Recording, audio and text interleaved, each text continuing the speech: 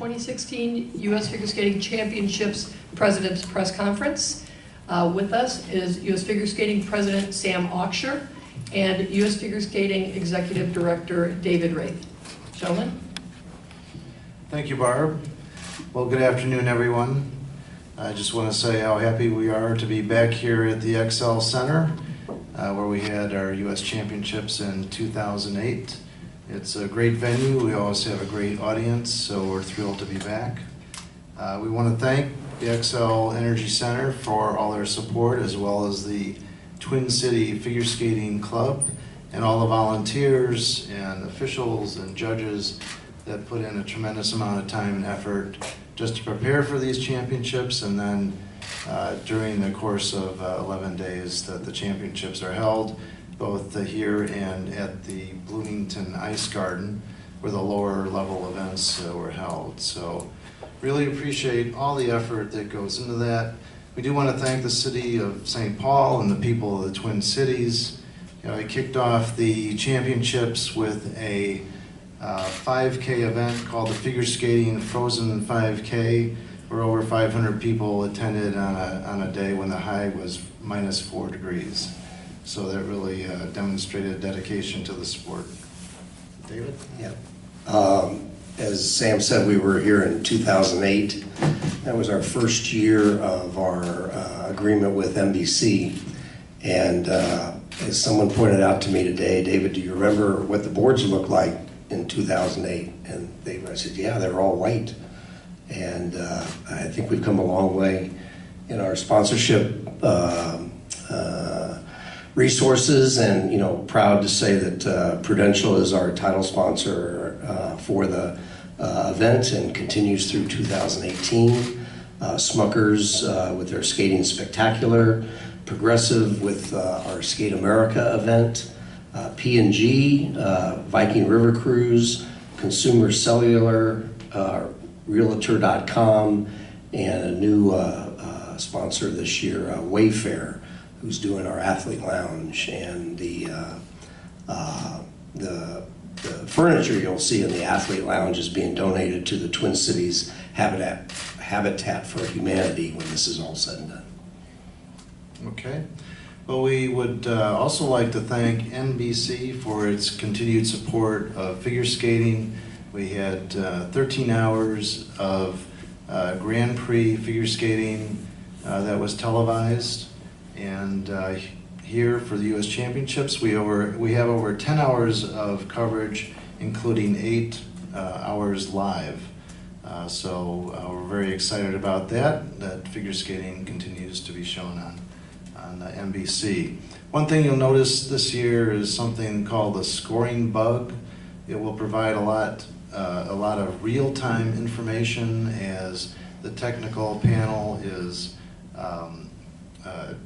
grading the elements, identifying the elements, and the judges are scoring the elements that will be shown live. And it was created with the help of NBC and sponsored and presented by Prudential. So if you'd like to take a look at it, Barb can provide you a link. We think it'll really enhance the viewing of figure skating. And people for all of you who've seen the little box up on the corner of the ISU broadcast, this is really an expansive, taking that and just really blowing it out. You'll see the various elements of the skaters' plan program content. You'll see it as they start the program, or just before they start the program, you'll see the whole program, and then as it goes through, you're going to see if an element's being reviewed, it'll be in a different color and everything. And we're trying something new. Prudential has been a big supporter of trying to try something new. NBC has been a supporter of helping the public understand the judging system as best we can. And we think that this is a great step in the right direction. I think what the ISU does is okay, but it doesn't really, it's a couple numbers and with no explanation or context, and this really will hopefully help the fans. In addition to just this box and some of the basic elements, Also on NBCSports.com, they have an all-access platform online that you can follow along, and the fans can follow along, and the media can follow along. This is something it just various different elements of, from live scoring to behind the scenes access. They started this with Sunday Night Football, and they brought it over to our figure skating events. So one thing, it doesn't work on a phone, doesn't work on a mobile phone, but if you have a tablet or your computer, the scores as they are happening, as they're going through, you'll be able to see that.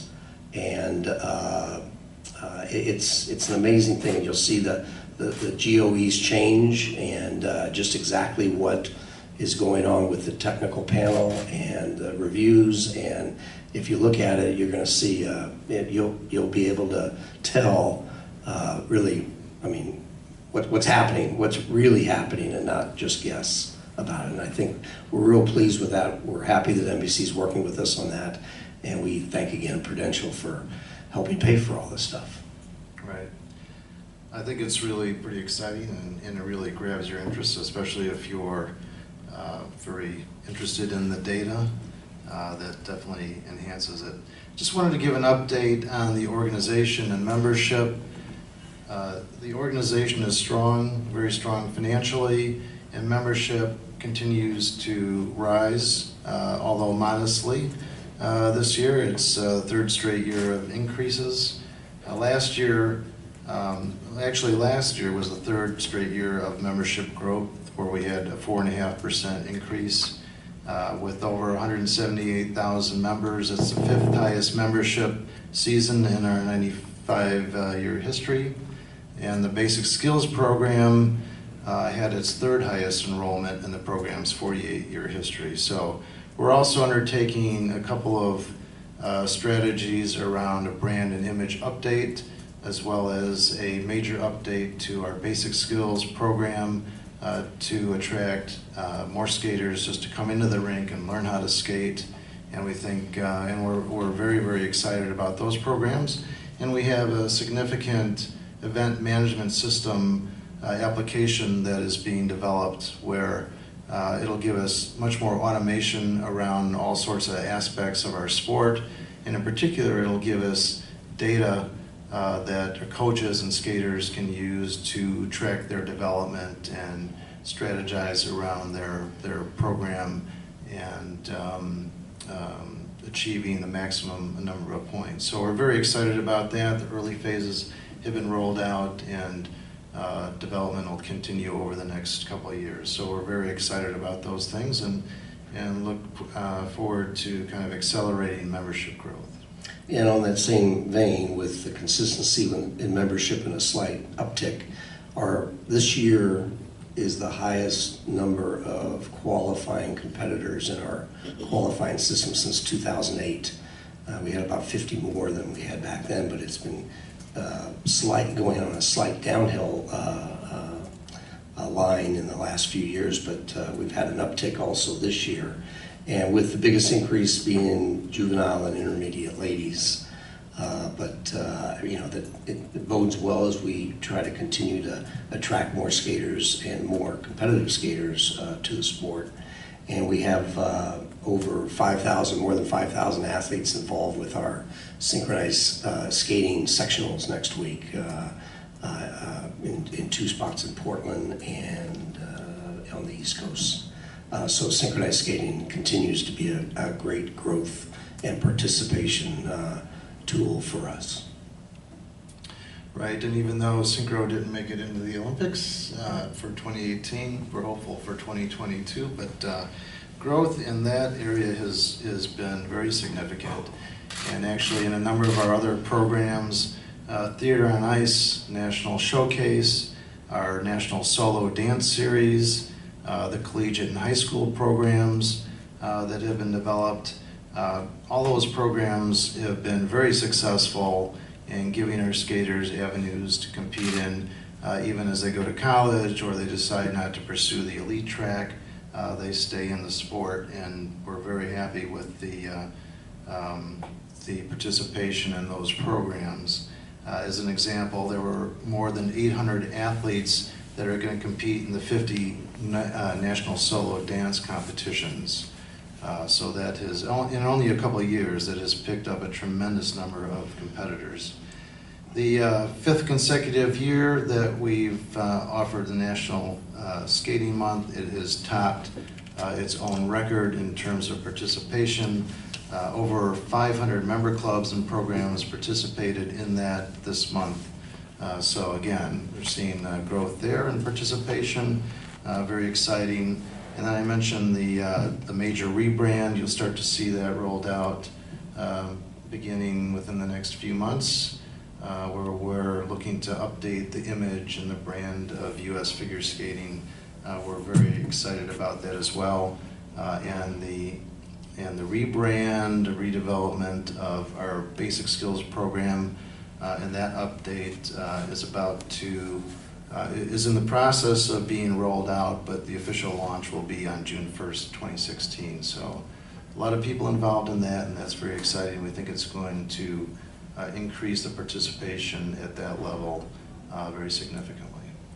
And a couple more things besides the scoring bug that Prudential is doing for us.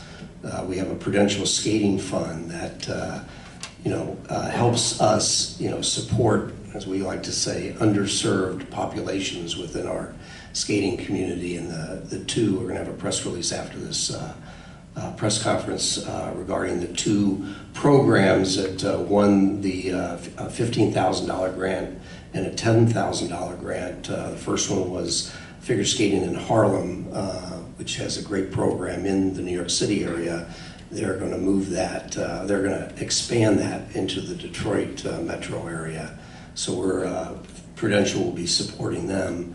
And also the Ann Arbor Figure Skating Club is going to be starting a new therapeutic Special Olympics program, and we're very proud of that and very proud that they're doing that. And one more thing Prudential's doing. Yes, the Prudential Skate Radio. If you have a chance to listen in, I think you'll find it pretty fascinating. A nice combination of the visual on ice and the behind-the-scenes activity around the technical side. Fans entering the arena will receive complimentary radios during all but two of the championship level events. Skate radios passed out last year will also work this year. There are three channels, one being technical. Jimmy Santee, who heads up the PSA, the Professional Skaters Association, and Charlie Sear, who heads up figure skating for the International Skating Union, will be providing real-time commentary. During the ice dance, Judy Bloomberg, former Olympian and dance champion, will be providing the dance commentary, and there will be color commentary by Merrill Davis, so our most recent Olympic champion. Fans will be able to submit their questions to the tech experts with the hashtag #PrewSkateRadio. So you'll be able to see the questions coming up to them. And then the second channel is the Ice Network Audio. The call of each skater and the live Ice Desk preview and wrap-up segments will be on that channel. And then we'll have the NBC live audio. So being able to listen to the broadcast team of Terry Gannon, Johnny Weir, and Tara Lipinski when that's available. So there are three different channels that you can listen to on the radio. So I'd highly recommend giving it a try. It's very interesting to watch the skating and hear all the detail of what's going on behind the scenes.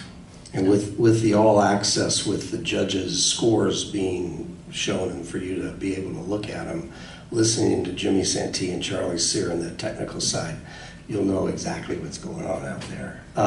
Four quick comments before we end this and start taking questions, just from a business side and an event side. We've got two major events still coming up this year.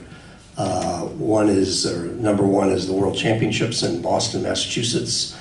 Ticket sales are going great. Everybody's excited. This is the final competition that's helping us determine who will participate there for the U.S. We're very excited about that. Our operations team, as soon as we finish here, we start thinking and dealing with Boston, and that's 2 months away. And then 3 weeks after that is the Team Challenge Cup, which is a new event, an ISU-sanctioned event that we and our marketing partner, Van Wagner Sports and Entertainment, have developed and worked with the ISU. It's a continental team event, whereas the World Team Trophy has been a season-ending event for the ISU every other year in the odd years, and that's by national teams. This is something that we hope the ISU will embrace and do as a continental competition every other year when there's not a team trophy, and it would expand it to allow other skaters that aren't on a national team that have the depth that you need to have for the World Team Trophy, and you'll represent your continent. So we have Team Asia, Team North America, and Team Europe, and we're looking forward to that. And Spokane is for those of you who've been to Spokane with us, you know that they are a great skating supporters, and they are just looking forward to this event and supporting this event as we had hoped they would. And so that will be the season-ending event this year, and we have great support from the other top federations to send their best athletes, and we're looking forward to that. We announced in the past month that Kansas City is the host site for the Prudential U.S. Championships next year in 2017. Tickets started to go on sale this week or today. There's a booth up on the concourse with that, and we're very excited to be going there. And we have sent out a request for proposals for the 2018 U.S. Championships, which will be the Olympic year. And we've got a lot of, actually we got about 4 or 5 cities here looking at these championships in preparation for bidding on 2018. And as everybody knows who follows us, the 2018, the Olympic year is really a special year for the championships and for us. And there's a lot of interest in hosting that. And we hope to make that decision around May 1st of this year for the 2018 U.S. Championships. And last but not least, on the event side, we haven't announced yet the Skate America site for this year or next year, but those are also being worked on, and hopefully by May 1st, we're going to have both years. And we'd like to have everything set going into the Olympics as early as possible, and I think we're on track for that. So, any final words, Sam, before we open it up for questions? I'm just very excited about this championships and the prospects for our team internationally. I think the ladies are very strong. We'll see some great competition here. We've had a couple withdrawals on the men's side, but I think the skaters that are here see it as a huge opportunity, and we'll see some great competitive skating there as well. So, and of course our dance teams, both junior and senior, are right at the top in the world rankings, and I think you'll see some exciting competition there as well. Okay. So open it up for questions. Phil? Please tell me Honolulu was one of the cities bidding for 2018. I wish. I have one quick question. The sport bug, the scoring bug, whatever.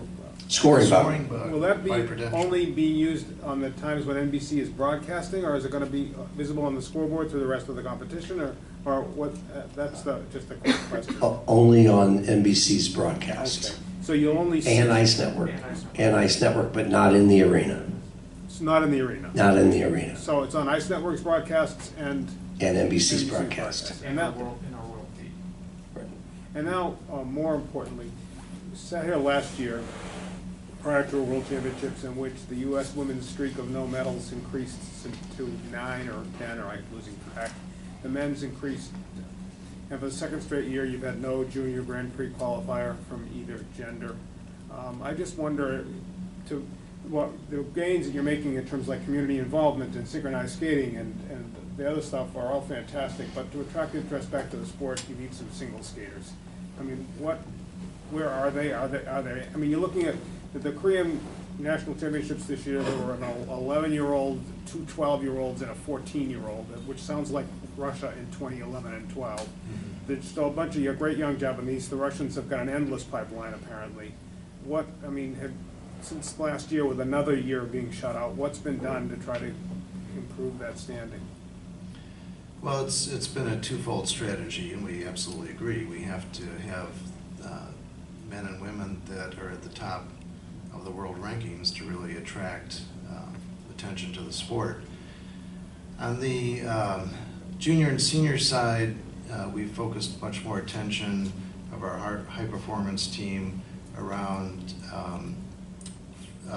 the triple jumps and the quad jumps to help our skaters develop those skills. And that's really the big scores. That's what you see Han Yu hitting 3 quads in a program.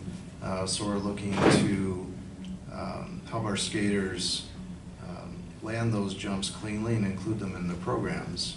But the other thing we're doing, and we're adding to the high performance team, a very experienced coach that'll be named after the championships to help with that. On the development side, where we really need to focus to get those skaters used to doing the triples and the quads at a much younger age, we have changed some of our rules to take off the constraints of jumps that were on. For example, at juvenile level, couldn't do triple jumps. Intermediate had restrictions, and we've created a bonus system to encourage risk-taking at those low levels. That worked successfully for Russia and Japan. There's no reason we should be constraining our best skaters, and so a lot of those rules are being removed, and bonuses are assigned to those more difficult jumps. What levels were those you're saying? I'm sorry, Sam? Juvenile and intermediate, Okay. Those are the first 2 levels of our qualifying system. And we'll look at a bonus structure as well for novice, junior, and senior for next year. Because the junior women yesterday, there were one triple lutz, triple toe maybe, or Yes. 2. And as you see, the skaters you're talking about from the countries you're talking about, there are 10 or 12 kids from each of those countries who can do that at a junior level. Absolutely. I'm a judge as well, and I'm judge internationally, and I see it, and you know, a little bit scared at the progress the other countries have made, and we have to catch up. JR? Along those lines, this week a lot of the skaters who have been winning medals, and even those who haven't at the lower levels, have been discussing the fact that they are spending most of their time focusing on the components. And it doesn't seem as if the international skaters are focusing as much time on the components. If they get the big jumps, they're getting the component scores. And so this seems to be the big divide between U.S. figure skating and the rest of the world. Do you think there should be more emphasis, and is there a plan for more emphasis on perhaps a quad and triple camp versus a components camp, where we seem to be doing very well? Yes, absolutely. I mean, with the bonuses, you know, we have skaters that are very talented, but we weren't allowing them to do triple jumps at the juvenile level. That's changed. Next year we'll add bonuses to focus on the jumps.